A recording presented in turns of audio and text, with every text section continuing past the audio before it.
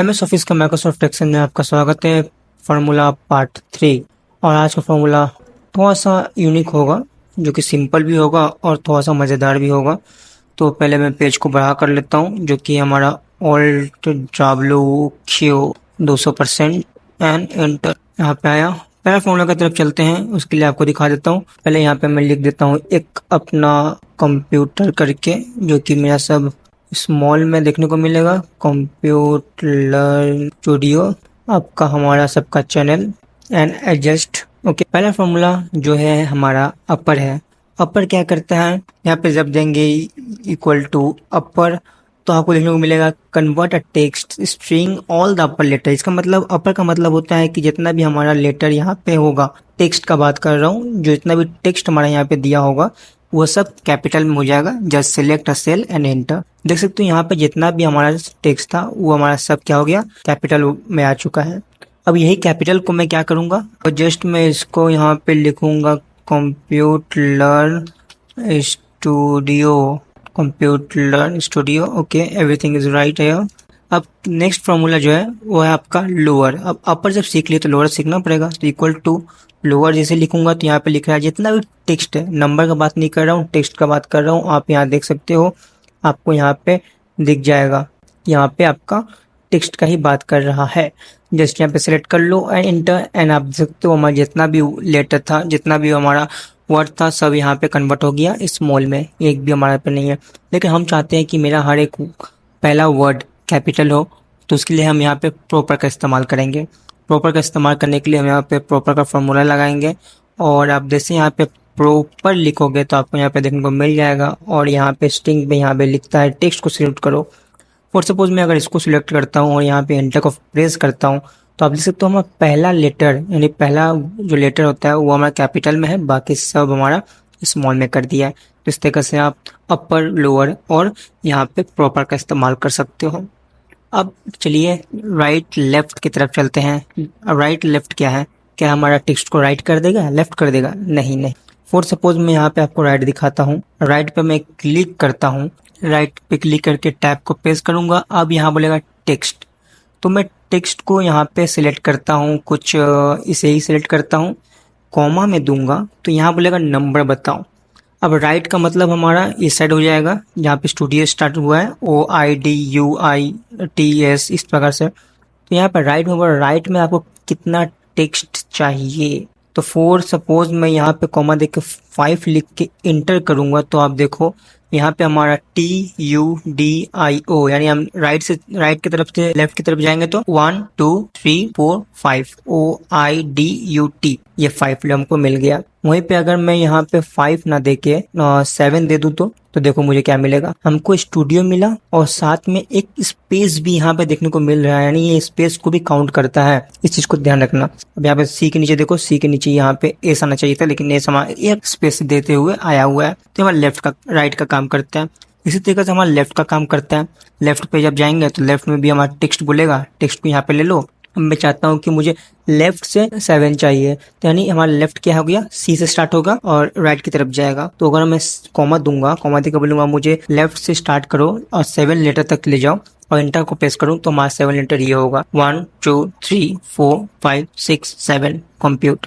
I hope आप यहाँ तक समझ गए होंगे। नेक्स्ट बढ़ते हैं नेक्स्ट की तरफ, जो कि हमारा है इज टेक्स्ट इज नंबर।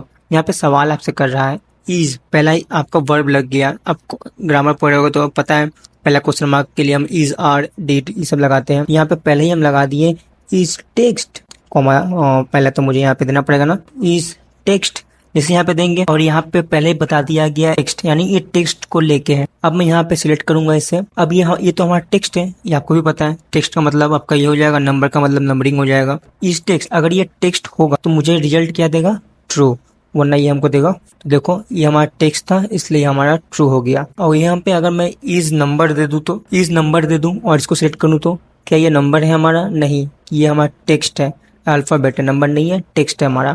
तो यहाँ पे क्या आंसर आएगा हमारा, फॉल्स। तो इस तरीके से आप टेक्स्ट और नंबर को कर सकते हो सवाल करते हुए। यहाँ पे मैं 1 2 और नंबर रख लेता हूँ, जिससे कि मैं यहाँ पे लिखता हूँ, फिलहाल यहाँ पे लिख देता हूँ 8 7, ओके, इतना रखता हूँ।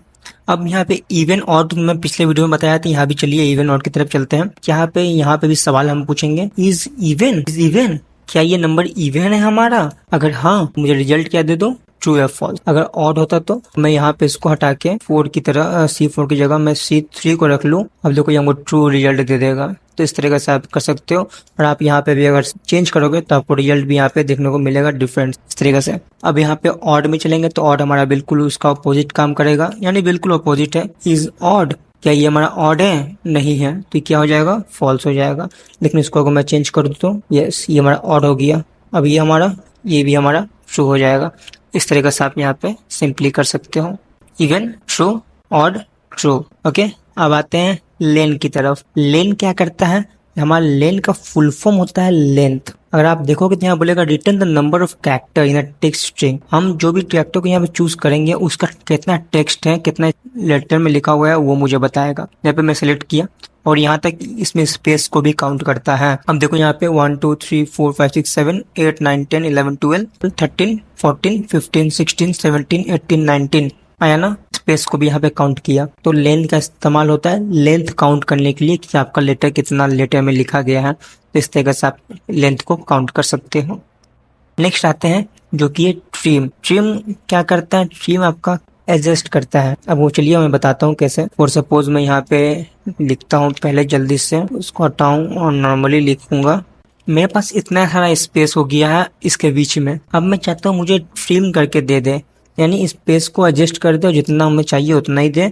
तो जस्ट मैं यहाँ पे ट्रिम को यहाँ पे सिलेक्ट करूंगा और आपको यहाँ पे देखने को मिलेगा टेक्स्ट। जस्ट टेक्स्ट को सिलेक्ट कर लो, इंटर को प्रेस करो और आप देखो यहाँ पे जितना स्पेस था सब यहाँ पे हट गया है और नॉर्मली मुझे 1 स्पेस सिर्फ यहाँ पे देखने को मिलता है। तो इस तरीके से आप स्पेस को एडजस्ट करने के लिए ट्रिम का इस्तेमाल कर सकते हो। नेक्स्ट जो है हमारा वो है कॉन्केटेनेंट। ये क्या करता है? आपका इवन का बिल्कुल अपोजिट है। कॉन्केटेनेंट ये रहा। पहले यह बता दिया, join several text string into the one text string, यानी अगर आपके पास एक से ज्यादा डेटा होगा तो उसको एक में कन्वर्ट कर देगा। या फिर देख लो यहाँ पे दिखा देता हूँ आपको। जस्ट यहाँ पे टैप करो, टैप करते हुए जाएंगे और सेल को ऐड करेंगे। आप एक सेल को, 2 सेल को कितना भी ऐड करना चाहो तो कट कर सकते हो। जैसे कि मैं चाहता हूँ इसको ऐड करना, कॉमा दूंगा। जिससे मैं कॉमा दूंगा तो टेक्स्ट 2, तो मैं अभी चाहता हूँ इसको भी ऐड करना। मतलब ट्री का काम था एक लाना, अब यहाँ इसका काम है इस तरीके से लाते हुए। जस्ट मैं यहाँ पे इंटर को प्रेस करूंगा तो देखो सब साथ में एक साथ में यहाँ पे ला दिया है। इस तरीके से आप यहाँ पे इसको इस्तेमाल कर सकते हो सिंपली। अब बढ़ते हैं नेक्स्ट जो कि है हमारा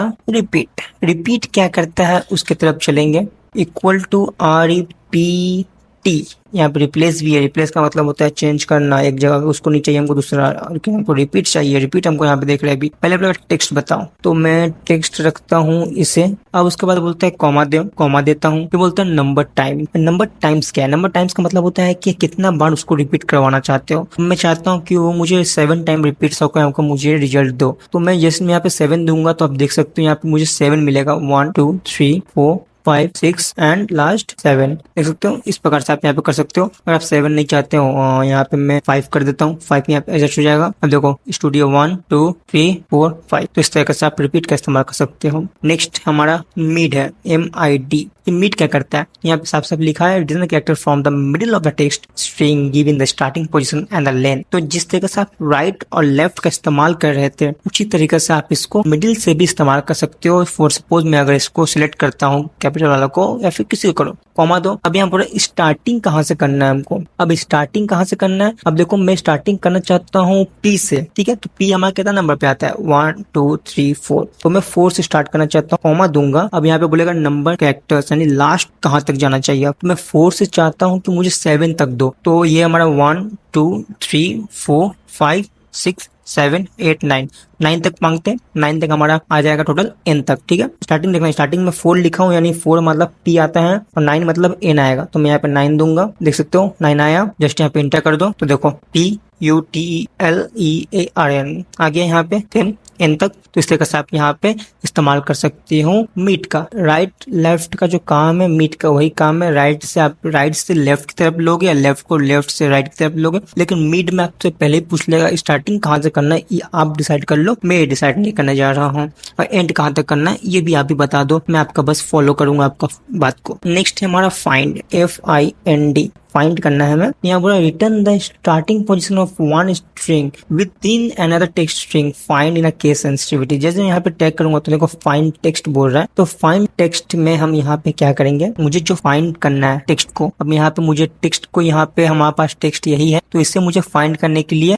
मैं क्या करता हूँ, फिलहाल इसमें से मुझे पी को करना है। ठीक, पी हमारा कितना नंबर पे आता है, 1 2 3 4। तो यहाँ पे मैं क्या करूंगा, हमारा टेक्स्ट है तो टेक्स्ट को हम यहाँ पे कोटेशन के अंदर लिखते हैं, तो यहाँ पे मैं पी लिखूंगा, कैपिटल में नहीं है और कैपिटल में है तो कैपिटल में कर देता हूँ, एफ स्मॉल में तो स्मॉल में लिखता हूँ। पी दिया, पी देते ही यहाँ पे कॉमा दूंगा। अब पूरा with in a text, with in a text कहाँ है, तो देखो स्मॉल पी हमारा यहाँ है, जैसे मैं यहाँ पे जाऊंगा और यहाँ पे विद इन अ टेक्स्ट में बता दिया कि इस टेक्स्ट में हमारा पी है, और यहाँ पे आते ही जस्ट मैं कॉमा दूंगा और दे दूंगा स्टार्टिंग नंबर 1 से, मतलब यहाँ से देख चेक करना हमें कि यहाँ से यहाँ तक कहाँ तक जाता है, पी हमारा कहाँ पे है ये मुझे बता देना। तो जस्ट यहाँ पे जाते ही यहाँ पे हम इंटर करूंगा, देखो हमारा पी जो है 4 नंबर पे शो कर रहा है, यानी 1 2 3 4। देखो यहाँ पे इस तरह से आप देख सकते हो कि हमारा यहाँ पे आ चुका है। और यहीं पे अगर मैं यहाँ पे कैपिटल पी देके वही सिलेक्ट करता तो क्या मुझे शो करता, नहीं करता। क्यों, क्योंकि यहाँ पे मेरा स्मॉल पी है, कैपिटल नहीं। लेकिन अगर यहाँ पे मैं इसका वैल्यू यहाँ से हटा के और इसे सिलेक्ट कर दूं तो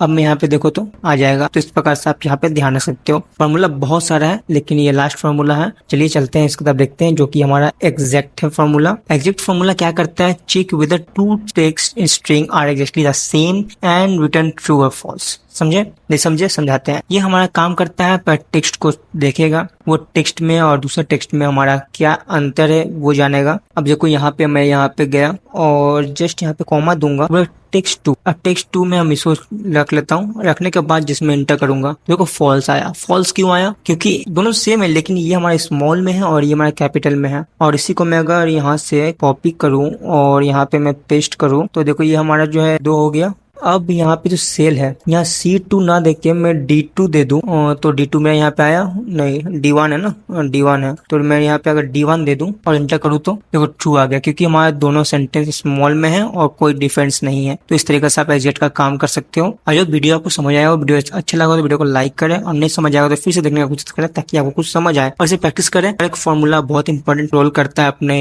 वर्क में। मिलते हैं नेक्स्ट वीडियो में एक नया चीज के साथ, तब तक के लिए थैंक यू।